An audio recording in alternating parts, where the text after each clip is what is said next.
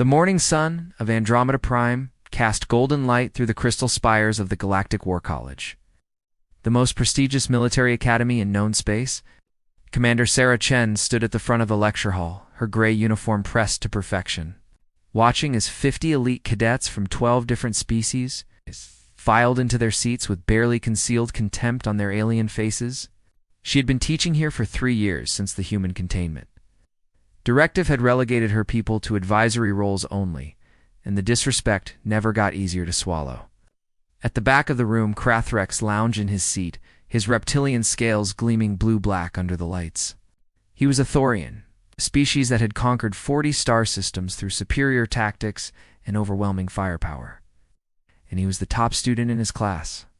Next to him sat Lysandra, a Veluxian whose energy-based body shimmered like contained lightning, her species known throughout the galaxy for their brilliant strategic minds. Both of them wore expressions of thinly veiled amusement as Commander Chen prepared her lesson on human military history.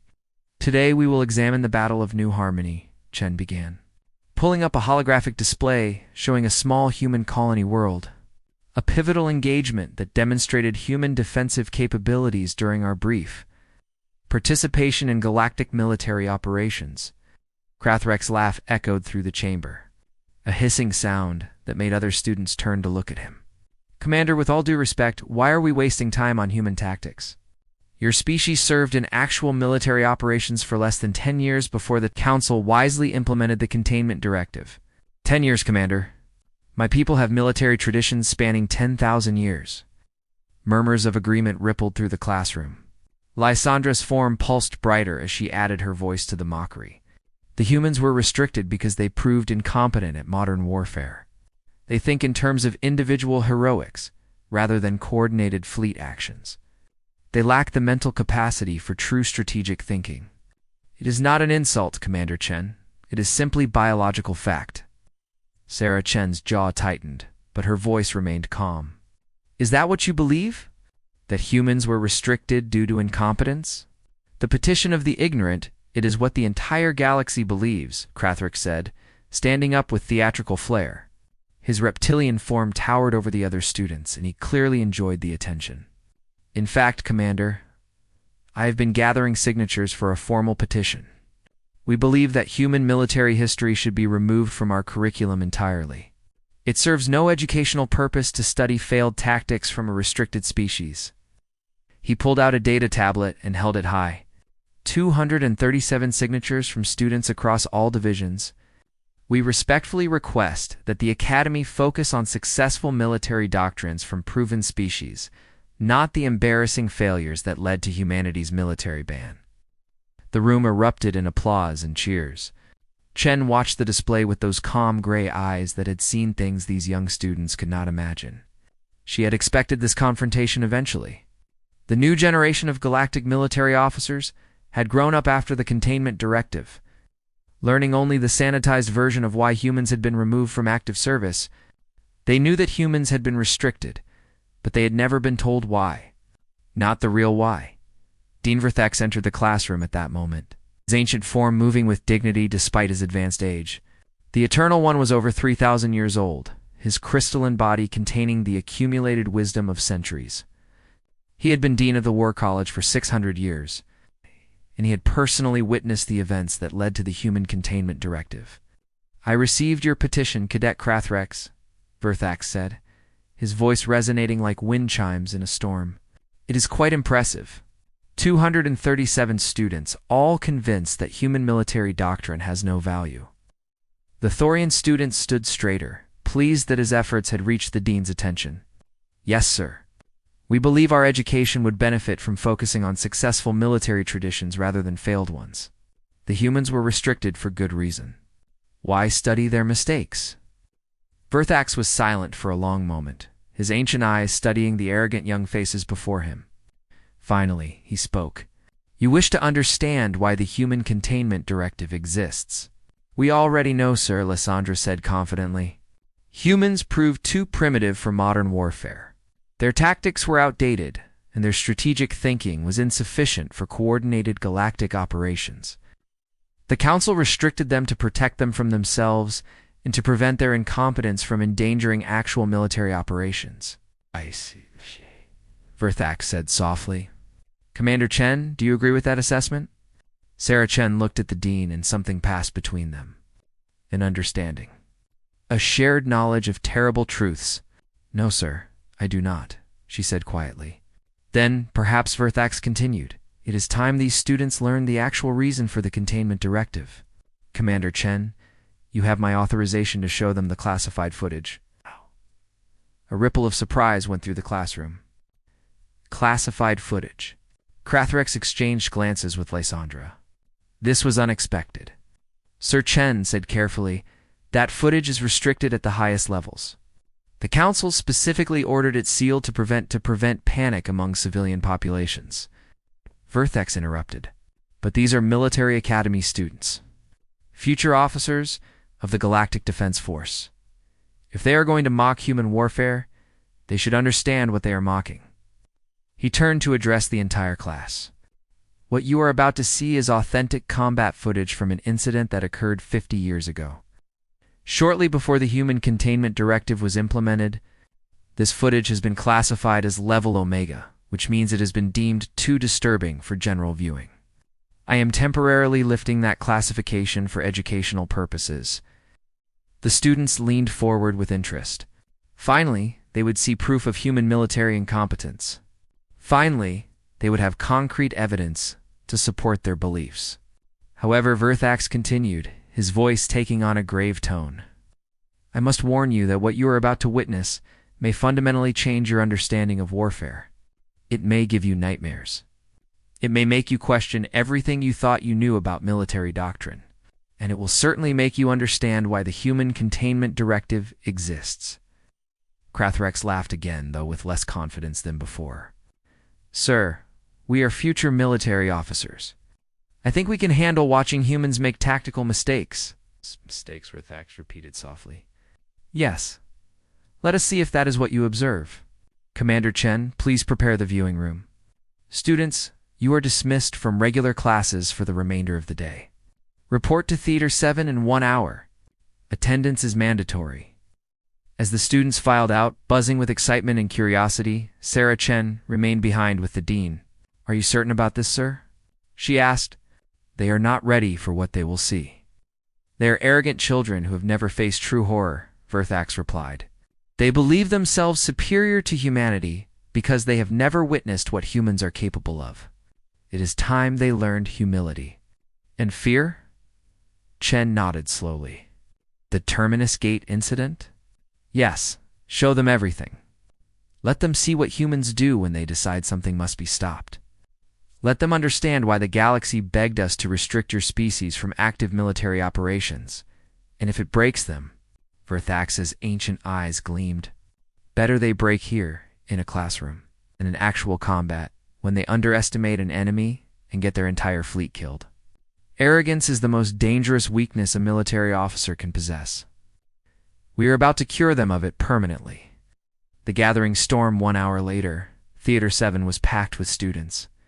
Word had spread quickly through the academy that classified footage was being shown, and cadets from other years had asked permission to attend. The theater could hold 500 beings, and every seat was filled. Crathrex sat in the center of the front row, surrounded by his supporters. He had spent the last hour researching human military history, finding more evidence of what he considered primitive tactics. Charging with bayonets in an age of energy weapons, using physical vehicles instead of teleportation technology, engaging in hand-to-hand combat when drones could do the job safely. Everything he had found confirmed his belief that humans were simply too backward for modern warfare. Lysandra had used the time to run computer simulations of human battle tactics. Every simulation had shown that human methods would fail against properly coordinated alien forces. The mathematics was clear. Human tactics were inefficient, wasteful, and doomed to failure against superior strategic thinking. She felt vindicated in her assessment. Behind them, other students chatted excitedly. This was going to be entertaining. Finally, they would see concrete proof of human incompetence. Some students had even started a betting pool on how badly the humans in the footage performed. Commander Sarah Chen entered the theater and walked to the podium at the front. The room fell silent. She looked out at the sea of young, confident faces and felt a wave of sadness. These students had no idea what was about to happen to them. They are going to mock human warfare. They should understand what they are mocking. He turned to address the entire class. What you are about to see is authentic combat footage from an incident that occurred 50 years ago, shortly before the Human Containment Directive was implemented. This footage has been classified as Level Omega, which means it has been deemed too disturbing for general viewing. I am temporarily lifting that classification for educational purposes. The students leaned forward with interest. Finally, they would see proof of human military incompetence. Finally, they would have concrete evidence to support their beliefs. However, Verthax continued, his voice taking on a grave tone. I must warn you that what you are about to witness may fundamentally change your understanding of warfare. It may give you nightmares. It may make you question everything you thought you knew about military doctrine. And it will certainly make you understand why the Human Containment Directive exists. Krathrex laughed again, though with less confidence than before. Sir, we are future military officers. I think we can handle watching humans make tactical mistakes. Mistakes, Verthax repeated softly. Yes, let us see if that is what you observe. Commander Chen, please prepare the viewing room. Students, you are dismissed from regular classes for the remainder of the day. Report to Theater 7 in 1 hour. Attendance is mandatory. As the students filed out, buzzing with excitement and curiosity, Sarah Chen remained behind with the dean. Are you certain about this, sir? She asked. They are not ready for what they will see. They are arrogant children who have never faced true horror, Verthax replied. They believe themselves superior to humanity because they have never witnessed what humans are capable of.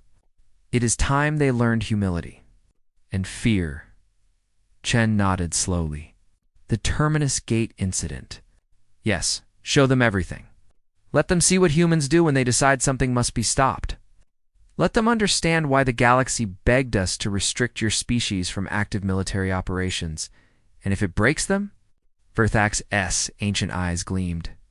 Better they break here in a classroom than in actual combat when they underestimate an enemy and get their entire fleet killed.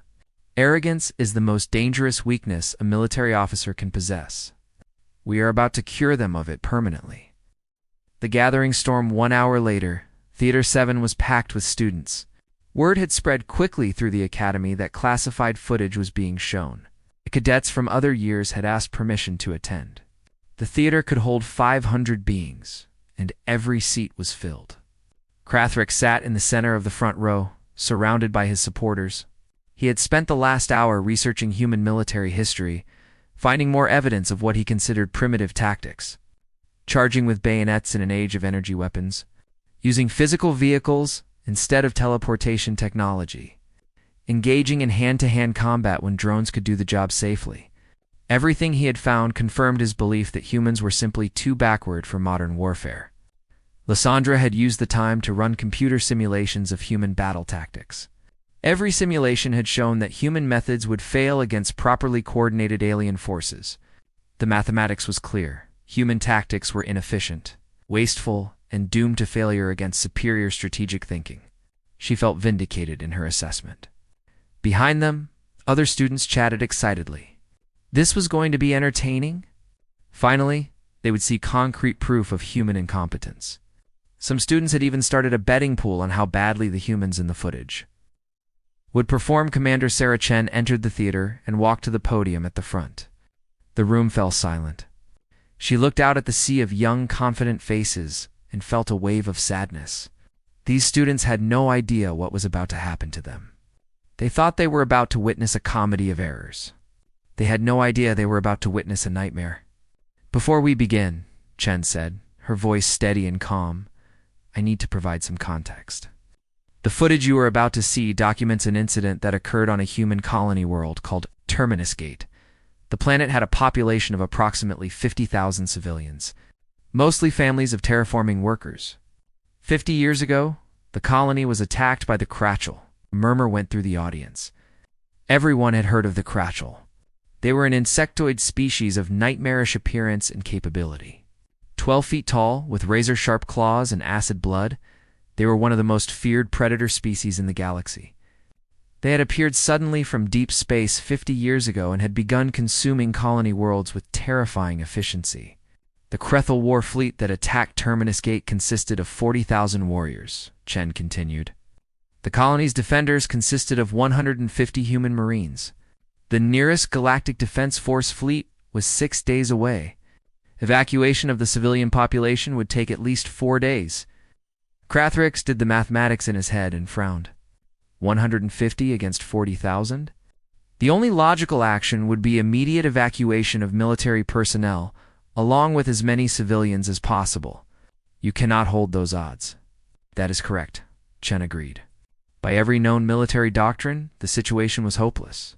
The Marines should have evacuated immediately, saving themselves and perhaps a few thousand civilians.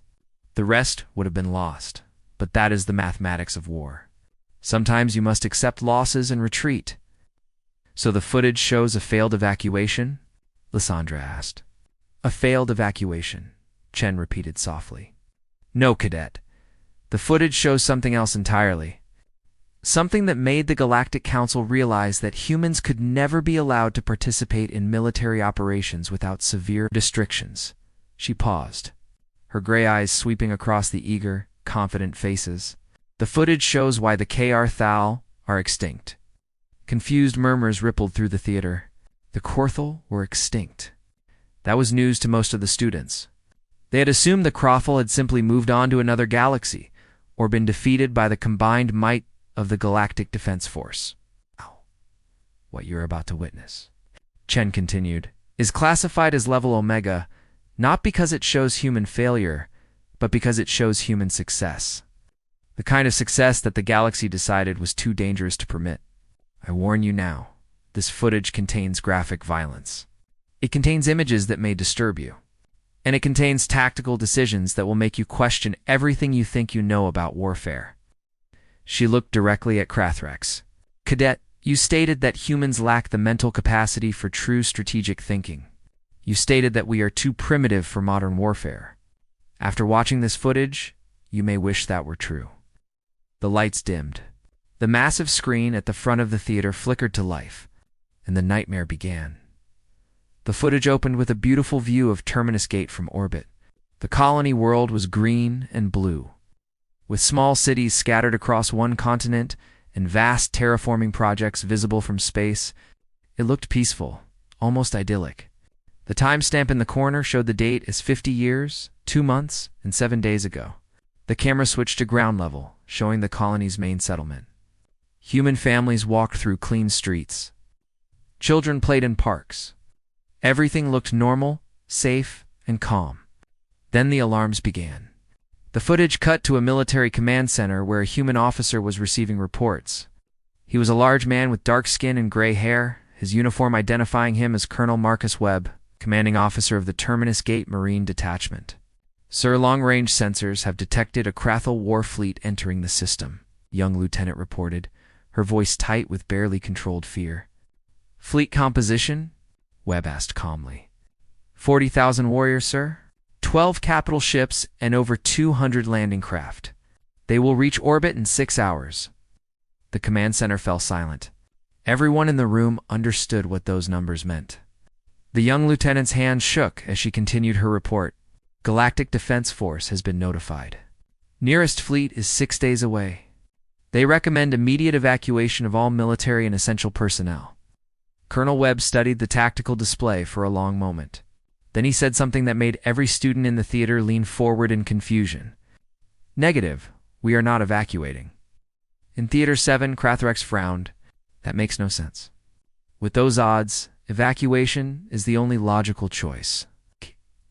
On screen, the young lieutenant echoed his thought. Sir, with respect, we cannot hold against 40,000 Krethel. Our force consists of 150 Marines. The mathematics are impossible. Mathematics, Webb repeated, a strange smile crossing his face. Lieutenant, how long will it take to evacuate the civilian population? For days minimum, sir. We have transport capacity for maybe 5,000 people every 12 hours. And we need to? Then we have 4 days to buy, Webb interrupted.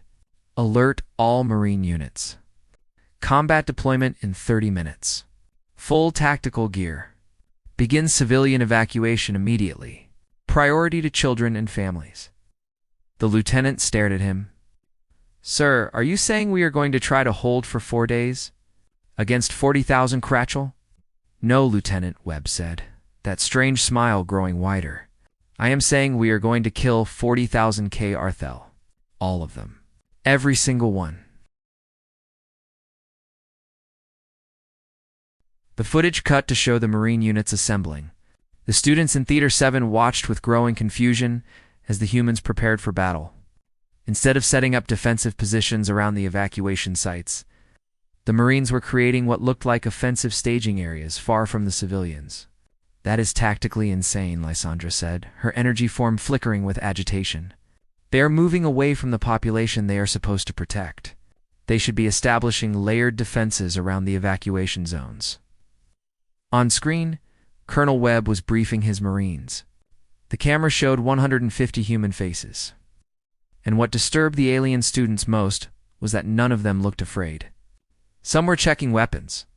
Others were laughing and joking with each other. A few looked almost excited. Listen up, Webb said, his voice carrying clearly over the assembly. The Quarthel think they are about to have an easy meal. 40,000 of them against 150 of us. By their mathematics, this is going to be a massacre. He paused, looking at his Marines. They are right. It is going to be a massacre. Ours. The Marines cheered. They actually cheered. The students in Theater 7 looked at each other in confusion. Did these humans not understand they were about to die? Our job is simple, Webb continued. By 4 days for the civilians to evacuate, but we are not going to do that by hiding behind walls and hoping the Croth will take their time killing us. We are going to do it the way humans always do it. He pulled up a tactical display showing the terrain around the colony. We are going to make them pay for every meter of ground. We are going to make them afraid. And we are going to teach them why you never ever attack a human colony. A Marine in the front row raised her hand. She was young, maybe 25, with red hair and bright green eyes. Her name tag read Corporal Sarah Martinez. Sir, what are the acceptable casualty rates for this operation? Webb looked at her seriously. 100%, Corporal. I expect none of us to survive this. But I also expect that when the defense force arrives in 6 days, they will find 50,000 living civilians and 40,000 dead Creethel. Is that clear? Crystal clear, sir, Martinez replied with a grin. Sounds like a good day's work. The other Marines laughed and nodded. In Theater 7, Krathrex felt a chill run down his spine. These humans were planning to die. They knew they were going to die. And they seemed happy about it. The footage continued. The Marines moved to their positions with efficiency and precision. But what they were doing made no tactical sense to the watching students. They were creating what looked like traps, but the traps seemed designed to catch the Marines themselves, as well as the enemy. They are building kill zones, a student observed. But they are positioning themselves inside the kill zones. That will maximize enemy casualties, but guarantee their own deaths. Exactly, Commander Chen said from the podium. Keep watching, on screen. The Krythel fleet entered orbit. The students in Theater 7 had never seen a Quartal warrior in person, but the footage showed them in horrifying detail. 12 feet tall, covered in black chitinous armor, with 6 legs and 4 arms ending in claws that could tear through metal. Their faces were nightmares of mandibles and compound eyes, and there were 40,000 of them. The landing craft began their descent. The Marines watched them come with those same strange smiles. Corporal Martinez was checking her weapon and humming a song. Another Marine was writing something in a small notebook. A third was showing pictures of his children to his squad mate. They are so calm, Lysandra whispered. Why are they so calm? Because they have already accepted their deaths, Commander Chen replied. They have moved past fear into a state of mind that other species do not possess. They are no longer thinking about survival. They are thinking only about the mission. About protecting those civilians, and about making the enemy pay the highest possible price. The first contact, the Krytha landing craft touched down 5 kilometers from the colony's main settlement. 40,000 warriors emerged and began their advance. They moved with the confidence of predators who had never known defeat. The Marines waited in their positions, hidden and silent. The first Korthal warriors entered what the Marines had designated as Zone Alpha. Nothing happened. The aliens continued forward, beginning to spread out as they approached the human settlement. Then Colonel Webb's voice came over the radio. "Light them up." The ground exploded. Hidden charges detonated in perfect sequence, catching thousands of Krethel in overlapping kill zones. But the charges were not positioned to maximize Marine safety. They were positioned to maximize casualties, even though that meant some Marines were caught in their own explosions. The first wave of Krethel lost over 5,000 warriors in 30 seconds. But 12 Marines died with them, caught in the very traps they had set. In Theater 7, a student gasped. They killed themselves. Their own explosives killed their own soldiers. Acceptable losses, Chen said quietly. For humans engaged in total warfare, the death of 12 soldiers to eliminate 5,000 enemies is considered an excellent trade. The mission is all that matters. Screen. The surviving Marines opened fire with weapons specifically designed to penetrate Krethel armor. The aliens tried to advance but found themselves funneled into prepared killing fields where overlapping fire zones created death traps. But the Marines were not hiding in safe positions. They were deliberately exposing themselves, drawing Krethal attention to specific areas where more traps waited. A squad of 10 Marines ran forward into the open, screaming and firing. The Krethel, enraged by the initial losses, charged toward them. The Marines held their ground until the last possible second, then detonated the charges beneath their own feet. 200 Krethel died in that explosion. So did all 10 Marines. "This is insane," Krathrek said, his voice barely a whisper. "They are committing suicide to take the enemy with them." "Not suicide," Chen corrected. "Tactical sacrifice. Watch what happens next." The Krashal force, now down to 33,000 warriors, regrouped and began a more cautious advance. They had learned that the humans used traps and were willing to die to activate them. But they had not learned the most terrifying lesson yet. The Marines were just getting started. Colonel Webb's voice came over the radio again, calm and steady despite the chaos. Phase 2, make them afraid. What happened next would haunt the alien students for the rest of their lives. The weaponization of fear. The footage showed a single Marine walking out into an open field between the KRFL force and the colony. He was carrying no weapons, his hands raised in the air. The Krethel stopped their advance, confused by this behavior. In their experience, prey either ran or fought. They did not walk calmly toward certain death. The Marine was young, maybe 22, with blonde hair and a boyish face. His name tag read Private James Chen. The students in Theater 7 realized with a shock that this was probably Commander Sarah Chen's relative, perhaps her son or nephew. On screen, Private Chen stopped 50 meters from the Krethel line. Then he spoke, and his words were broadcast across all frequencies, translated into every known language, including Krethel. "My name is Private James Chen. I am 22 years old. I have a mother, a father, and a little sister. Behind me are 50,000 human civilians, including children who have never known war. You want to kill them?" He paused, his young face remarkably calm. "So here is what is going to happen. Every single one of you is going to die. Not most of you. Not some of you. All of you. Every single Krethel warrior on this planet is going to die in the next 4 days.